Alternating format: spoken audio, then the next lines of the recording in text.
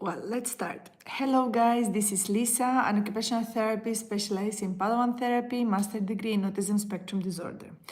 And every Wednesday I go live, but yesterday we couldn't do it, so we are going to do it today. And today's topic is going to be everything about sleeping and co-sleeping. I had a request from a parent last week. We had a topic, basically we were talking about discussing a little bit different sensory processing activities and strategies that we can be using for children at home. And after the live, basically, this parent not suggested but requested if I could talk a little bit about co-sleeping. I know that it's one of the topics that for many parents it is a difficulty, and they don't know actually how to do the transitioning, no? Especially if we're talking about children with special needs. So if we're covering kids with ADHD or autism or maybe other sensory issues, this can be actually an issue, and we don't know when to do it the right time, no? When we start doing this transitioning from the sleeping with the kid, no, or having the bed in your bedroom, transitioning, no, between the beds and the bedrooms. So today we're going to target a little bit of different activities that we can be doing before actually going to sleep. During the day, suggestions, so make sure that the child has a good sleeping routine before to actually changing these routines, and how in children with sensory difficulties this is affecting, okay? Because we do have to have this information in our back. Now, every child is different, so for sure, like I always say, we work with kids with special needs, but every child with, doesn't matter which diagnosis it is different, no? We have to take in consideration the sensory profile that I say. For those who doesn't know, occupational therapists, we take care of basically all the functionalities and all the functional activities of the daily life in order to make the child independent, okay? At the end of the end, this is our major goal. So the child will become independent. Independently, what is the struggle, right? So in this case, it could be sleeping, could be eating, could be having friends, could be developing a proper handwriting at school, whatever, no? Like I said before, we work with kids from babies. There is not really a an age, no, but they say the average is from 3 months old till till adulthood. My specialization is obviously goes between 3 years and 15, 16 years old, and today's topic, it will cover kids between 3 to 6, 3 to 7 years old. So basically co-sleeping of those ages, no? In children that might have sensory difficulties, or children who, well, they will not have sensory difficulties, but they have the difficulty to transition to their own bed, for example, or to the bedroom. Yes, so we all know that sleeping is extremely important for our brain functionality, for our, activities through the day, to recharge, etc. Especially if we're talking about children who suffer from sensory processing disorder or does have sensory needs, and children who will have maybe some hyperactivity through the day. So it's extremely important to have that momentum to rest, to feel more comfortable, no, and to process all those challenges that we have through the day into the night, no. So first, I would like maybe to mention about those terms that we are talking about. It's about sensory integration or sensory needs. Because nowadays, whenever we talk about sensory input, sensory needs, sensory feedback, we all kind of relate everything in the same block. But we have to understand that, like, every child will have, like I said before, different sensory needs. Not for every child, certain strategies will work. So I could be a sensory seeker. You could be a sensory avoider. Another person could be in needs of regulation.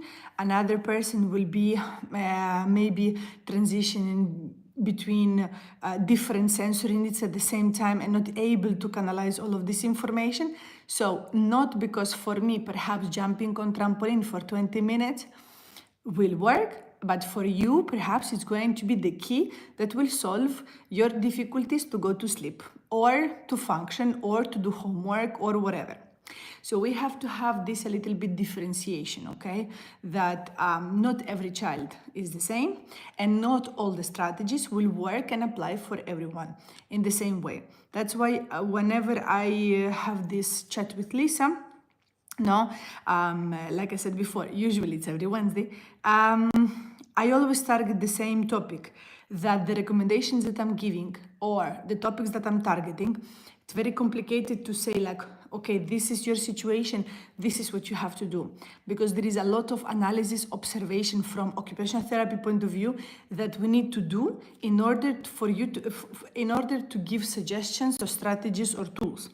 Whenever we do home visits or school visits or online lessons or whatever, I need to gather a lot of information in order to say, listen, maybe we can try this or maybe we can try that, etc., etc. So it's extremely important.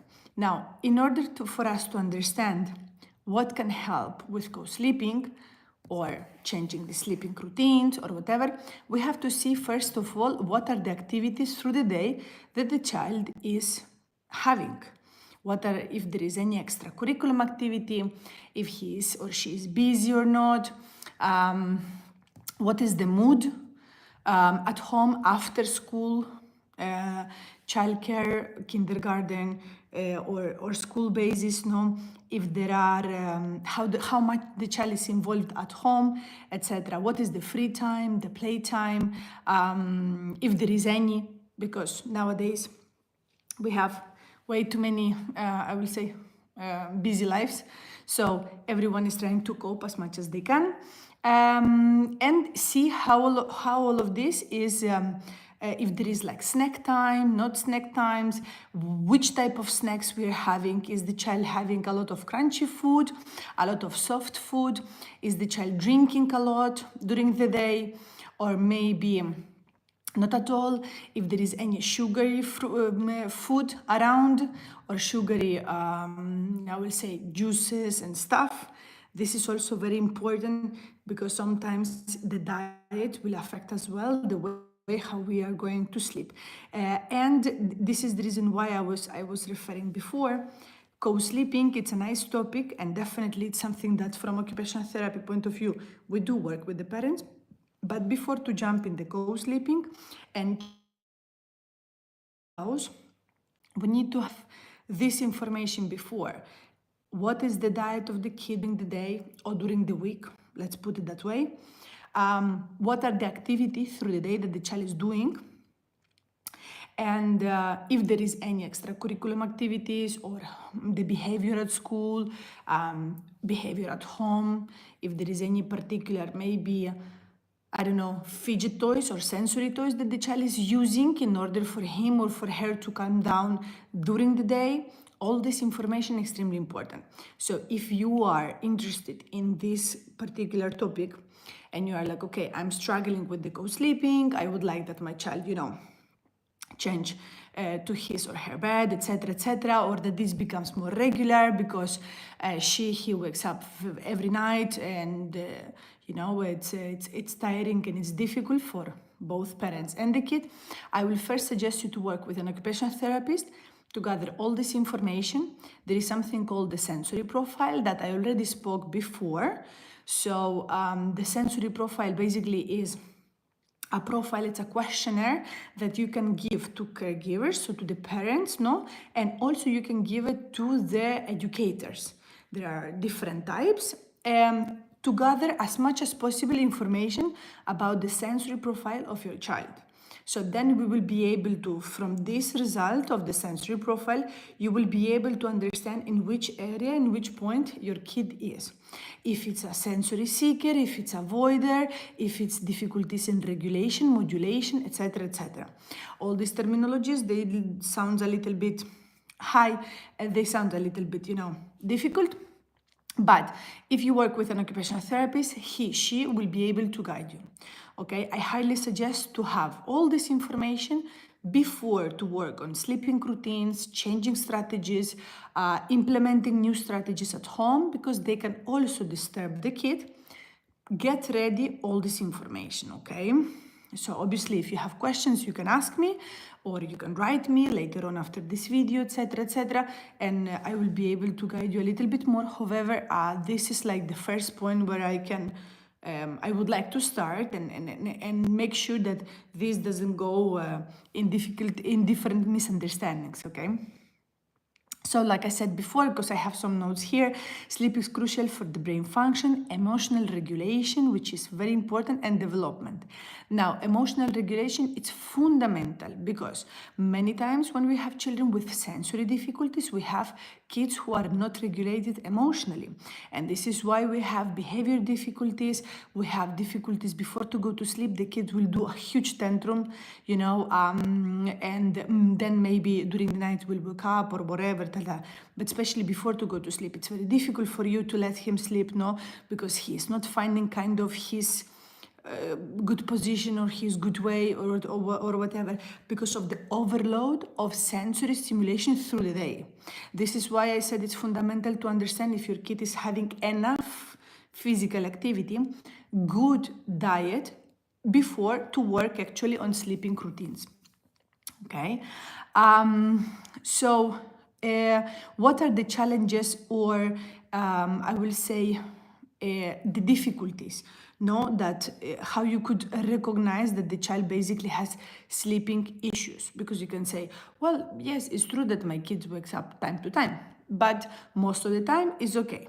All right, in order for you to know that you actually need a guidance from an occupational therapist to work on sleeping routines, you have to have, for example, difficulties, of falling asleep because maybe of the environment. So give me 1 second.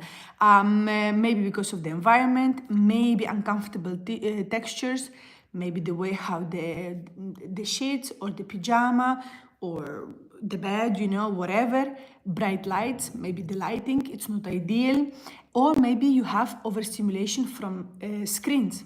We have a lot of now with the busy days and busy lifestyle, we have a lot of kids who are spending big amount of time in front of the screen.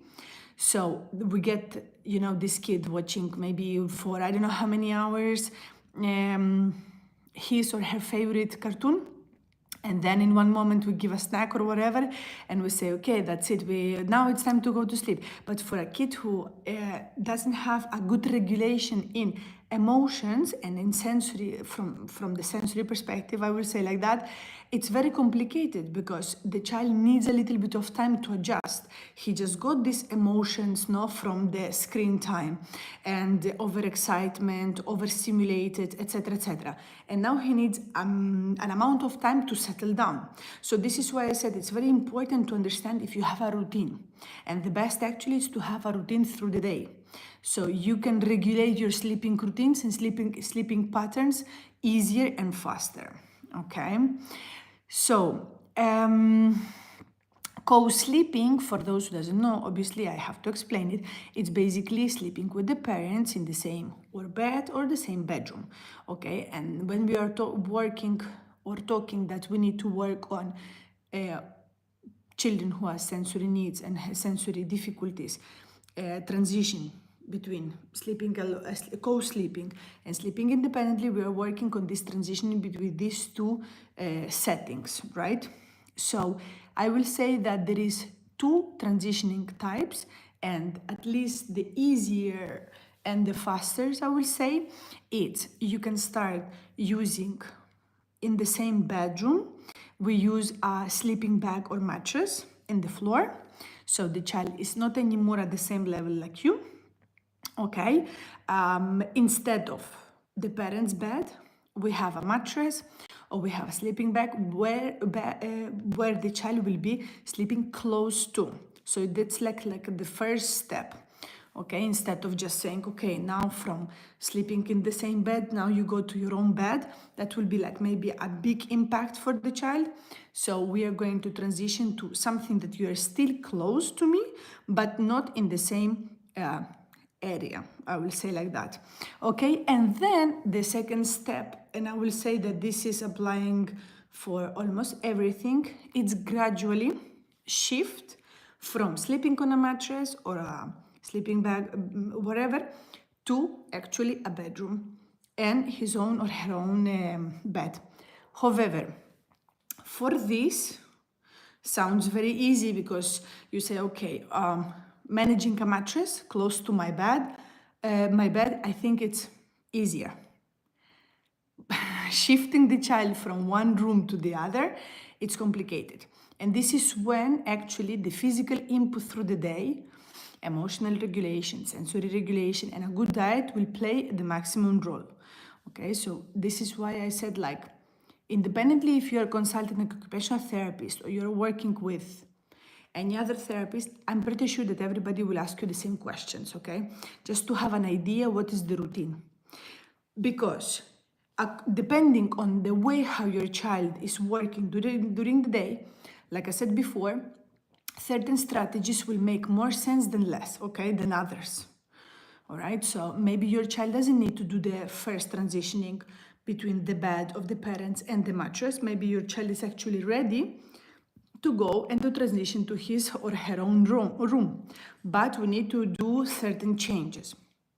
Okay, obviously every situation is different, so feel free to ask me or to write me later about it if you feel like.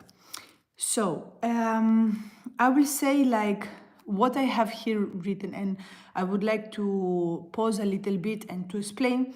It's about this healthy bedtime routine. When I tell you that it's important for an occupational therapist to understand what is the routine through the day of your kid, it's because more information we have how he or she spends the energy around the day, better we are going to be able to provide you strategies. Now, the best is also to know how much independent it's your kid. For example, does your child drink water on his own, her own, drink from a straw, from a cup, which will make an impact? You think, no. Remember, we are talking about co-sleeping. So more or less, this parent was asking from 3 to 5 years old, I believe so. But can be applicable up to 7 years old. So we are talking about a kid that it cannot, if it's at 3 years old, 3, 4, we are not expecting him to be completely independent, but certain things we need to know and the child needs to do. Like, for example, drinking water, how much is the hydration if we are drinking water? Because nowadays it's another topic that a lot of kids don't like the water, and parents try to invent different possibilities. If you are one of the parents who are watching that and you are struggling to give water to your kid, we always suggest that a good trick is to squash a little bit of orange juice, natural orange juice, and put it a little bit to the water. Like this, the water it's not that strong, becomes a little bit more sweet with a different flavor, and it's easier for the child to actually start drinking more water. Okay, so if the child, for example, drinks the water, if the child drinks from a straw, drinking from a straw, it is not because of just oral motor development, which will help for the speech, but also because it's a more heavy activity for the mouth. It's not the same when you just drink from a cup or from a glass than when you're drinking from a straw. So you might want to consider that. For example, if your child is not drinking enough water, we have to increase that. And maybe if he's capable or she's capable to drink from a cup, maybe we can increase a bottle with a straw. Okay, that could be one. If the child is able to brush the teeth, no, on his own or her own, this is also extremely important. How is your routine about it? Is the child having a dinner, some screen time, and then she goes to the bathroom, prepare himself to the bed, and then we go to the bed?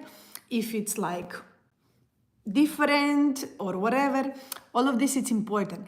But if you are the parent who are not having anything of this, any of this routine or anything that I'm talking, the first step that I will definitely suggest you is to work on a routine. And this is why I was saying that my little introduction before, it's creating a healthy bedtime routine.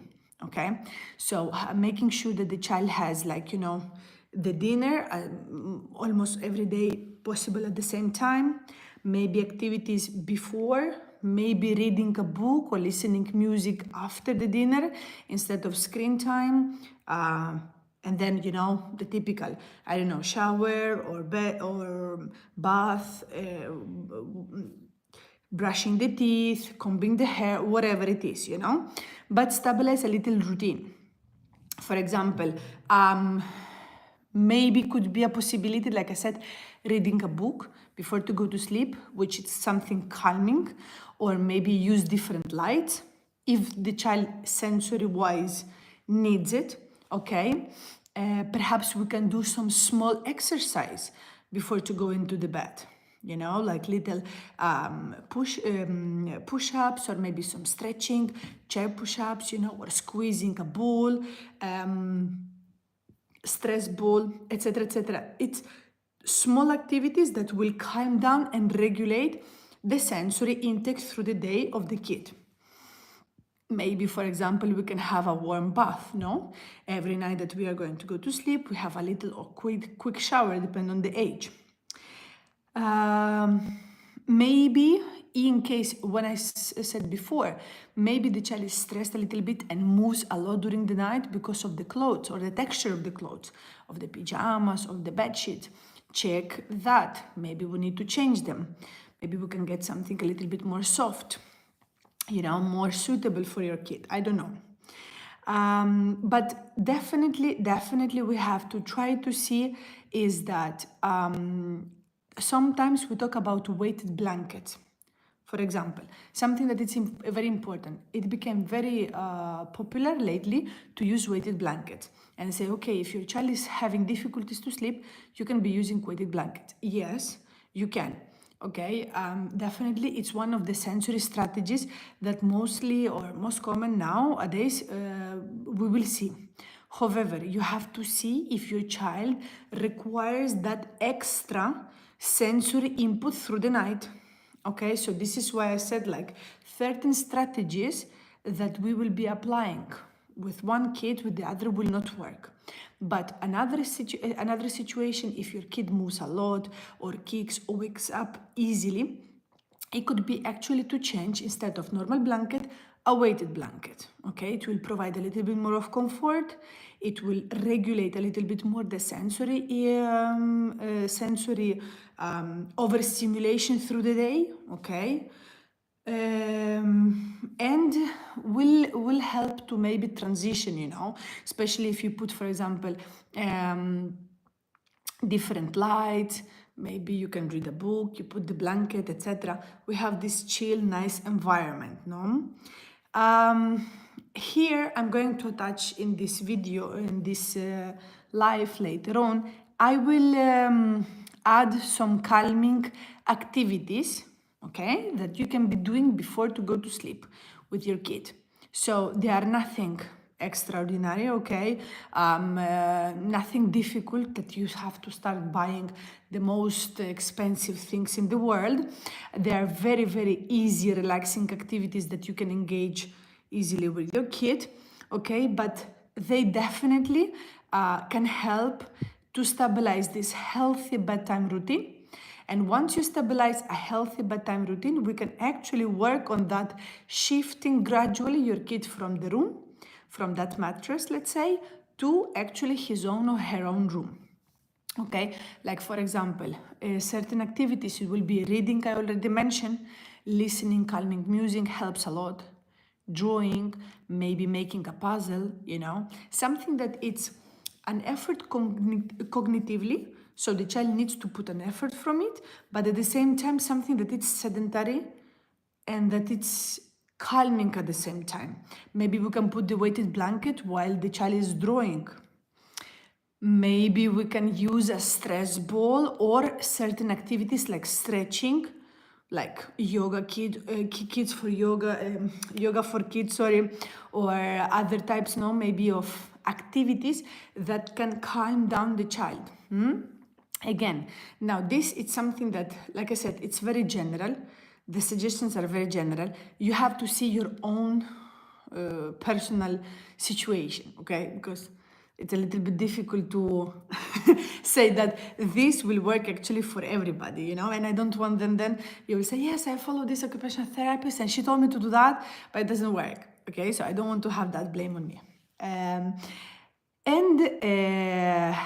Yes, once you decide that, okay, we did the changement to the mattress, the child is sleeping actually on his own, her own, but we are still in the same room. I would like to shift that we are going to change to another room, okay, and we are going to actually do this changement.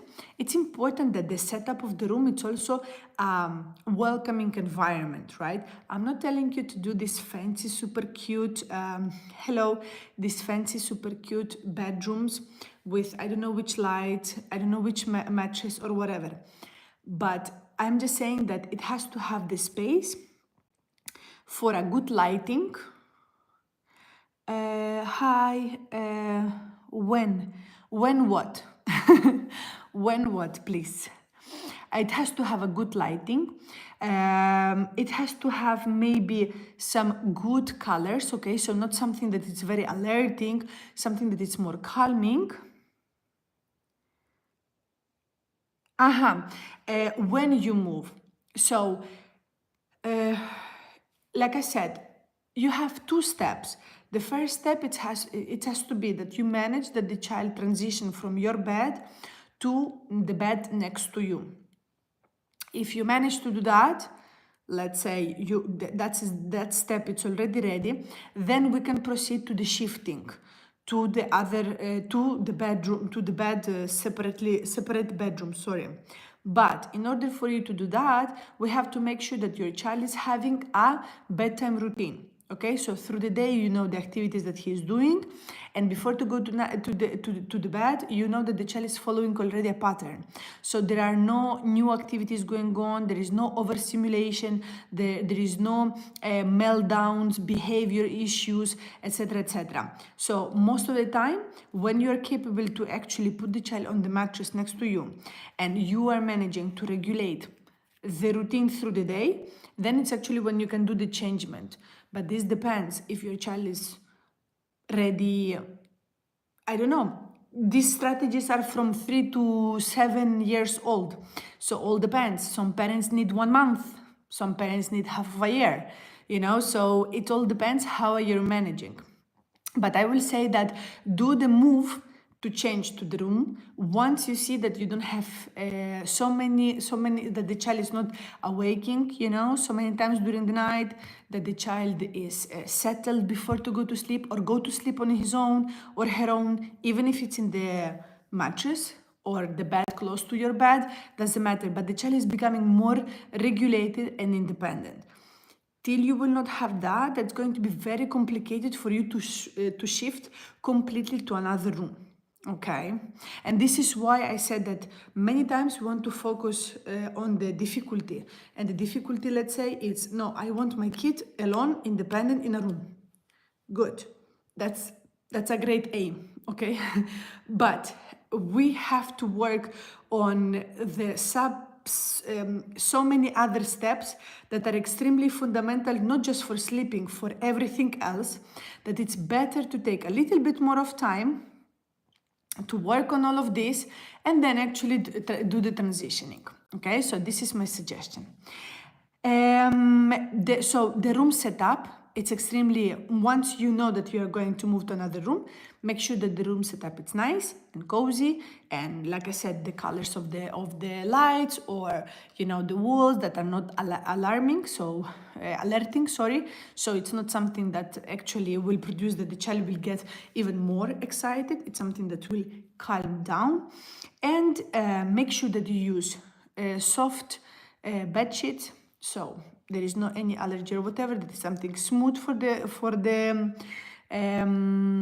body. Okay, you can use deep pressure, for deep pressure, comfortable blankets or weighted blankets. Like I suggested before, you have different kilograms of weighted blankets. You don't have to go for the extreme. You can start with something that is just a little bit heavy to provide that deep pressure and help the child to relax, calm down, and fall asleep faster. Okay, so that is going to be another thing, and make sure that obviously the temperature of the room is also adaptable for the kid to sleep. Okay, so this is just like a little suggestion. Okay, so the activities, I'm not going to go through the activities because that's going to take us a lot of time. Like I said, I'm going to add them here under the live video, so you will be able to go through them, check them. They are basic stuff. Like I said, a little bit of drawing, a little bit of music, maybe some exercises to do, etc. So it's very common sense stuff, nothing extraordinary. The maybe only thing that I will suggest is to see if your child moves a lot with the legs, or he or she is easy to wake up. Perhaps a weighted blanket can be a good solution for you.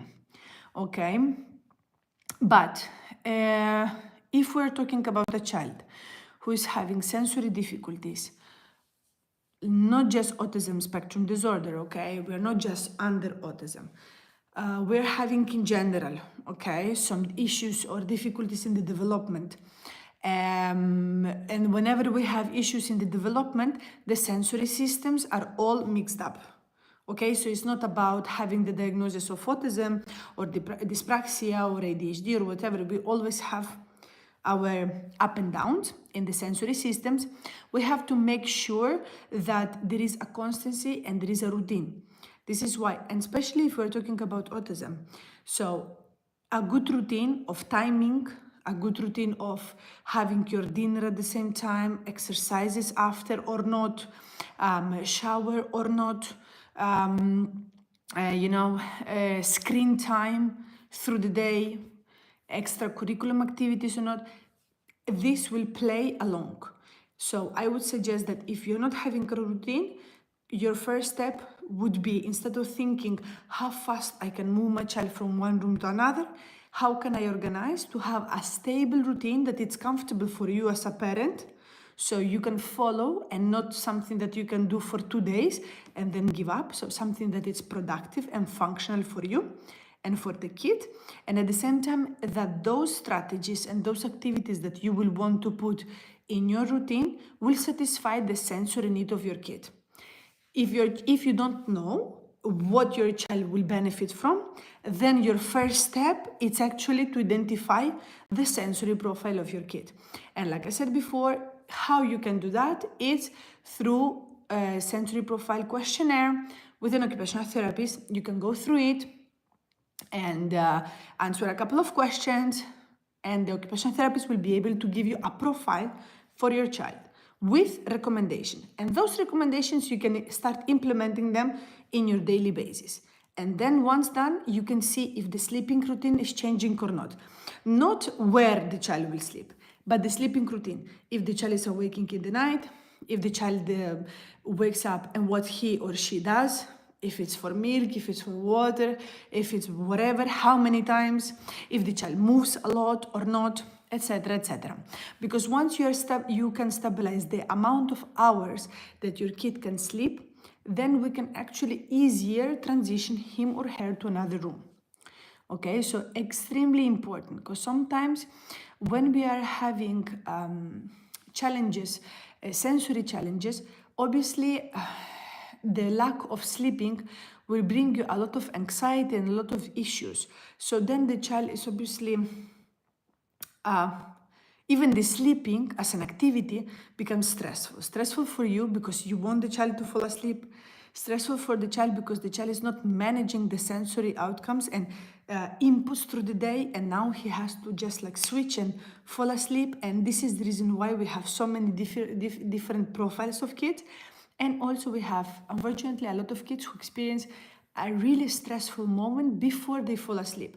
And actually they fall asleep not because they fall asleep because it's time for them to sleep. It's because their system is exhausted after tantrums, after crying, after, fighting with themselves, what they want, what they don't want, that they just fall asleep. Obviously, naturally, because the system is exhausted. So I would suggest you, instead of passing and waiting for that time and like having this intern fight with you and the fact of the child that he needs or she needs to go to sleep, I will say like how we can canalize that energy and that those activities before bedtime. So this is why I said like it's important to know the activities that the child does during the day and the activities that the child does before actually to go to sleep. Okay, because like I said, many times we have a lot of screen time, we have a lot of TV, we have different types of food as well before to go to sleep. Maybe the food that you are providing to your kid, it's actually alerting like the colors or the lights, so the child is just full of energy, he doesn't want to go to fall asleep. Maybe we have to work on other type of diet for your kid before to go to sleep, etc, etc. And sometimes, and most of the time, not sometimes, just adding small changes makes it completely different. Like I said, if the child doesn't know how to brush the teeth, maybe a good step it will be to teach the child how to brush the teeth on their own. It's already an activity that first of all you work on independency, second of all it's a heavy work. So if the child has to actually do the activity by himself or herself, it's already an extra energy that the child will spend during those 2 minutes. Okay? Maybe, I don't know, maybe we can select a book and the child needs to read it. In case if we are not reading, maybe, like I said, we can do a gentle puzzle. Nothing fancy, nothing big, or that you need to spend like now 30 minutes. It can be something easy, right? Or maybe we can do a little drawing. Drawing, for example, it's also like requires a lot of physical input. Perhaps we can be doing some exercises, some stretching. Good for you as a parent, good for the kid, So definitely, I'm pretty sure that with some of these tips and strategies, it will help you. Like I said, there is no a specific time frame when you can do the transitioning, because this is such an independent, how to say, not skill or situation, but the same way that we talked about sensory strategies, that for every child is different. Co-sleeping and sleeping routines are different in every family, in every setting, in every situation, right? So this is the reason why I said like it's important that you do these, questions, and you collect all this information before actually you would like to work on co-sleeping. And then you can consult an occupational therapist to actually help you to go through it and say, okay, let's adjust. Perhaps before the bed, we need to go and if you have a therapy ball, and stay on the therapy ball doing some stretching, maybe we can go on the trampoline and jump for 10 minutes, 15 minutes to calm down. Not just before to go to sleep, because it depends on the profile of the child, but maybe after school. I don't know. Sometimes we do suggest. We also suggest, for example, weighted vest. So basically, it's like it's a vest but with weight. To the same like the weighted blanket, it helps to calm down and regulate, not just the overload, sensory overload, but also emotionally. Sometimes we will be doing homework with a weighted vest, so you're not doing so much activities. The child is still able to focus on the homework, but we need this extra sensory input. So yes, I think I didn't forget anything. The most important, the keywords I will say: diet, routine, exercises, and bedtime routine. Make sure that you are having a bedtime routine, and then transition. If your child already having difficulties to transition from your bed to the mattress or a bed close to your bed, forget about the bedroom. Okay, there is nothing wrong about the bedroom, whatever. We have to work on emotional level of your kid and sensory level of your kid in order to do this small transition. Because we are talking about same room, same environment, different places. So if we are already having difficulties here, we have to slow down, analyze what is going on, and then see how we can do this transition. And I'm pretty sure that an occupational therapist can guide you. Okay, but like I always say, the reason why I'm doing these videos stuff, it's to help out as much as possible to parents out there, okay, from different countries, from different cultures, from different points, no, with different difficulties. So if you would like to share your story or your questions or whatever, I am here all over the social media, so it's not difficult to find me, okay? But I hope this topic was interesting for you, okay? That I hope that you got some knowledge. I'm going to share the activities and some stuff that I have written here, just to make sure that I don't forget anything under the description, okay, under this video. And I will be seeing you next week. If you would like me to focus on something else, let me know. That's the reason a little bit what I'm doing here. Otherwise, I invite you to check the last videos that I did and also the last course that I did. So if you are having difficulties in oral motor skills, some difficulties in speech and feeding development, I just launched a new course at Udemy. So I'm happy to invite you there. You can also participate and win a free entrance to that course. You can follow me on social media and check it out how you can participate in order to win it for free. Okay. So yeah, basically that's all. I will be seeing you next week. I wish all the parents the best luck, okay? And if you have questions, please don't hesitate to write me. And yeah, I will be seeing you next week. So good luck. I hope some of these tips really will help you. And if I'm pretty sure that they will do, because like I said, in occupational therapy, as in everything, most of the time, we do things that make sense and they will be always functional in a functional way, with a common sense at the end of the end. Because we all look for that independence, okay, at the end of the end. However, when we are talking about children with special needs or sensory difficulties, it's always a little bit more extra. There is always something extra, because we are having behavior difficulties, attention difficulties, these difficulties, etc. So certain things, they might look that they are impossible, but at the end of the end, we all can adapt. We always can find a solution for most of the things, okay? So don't give up. Good luck, and I will be seeing you next week. Bye-bye.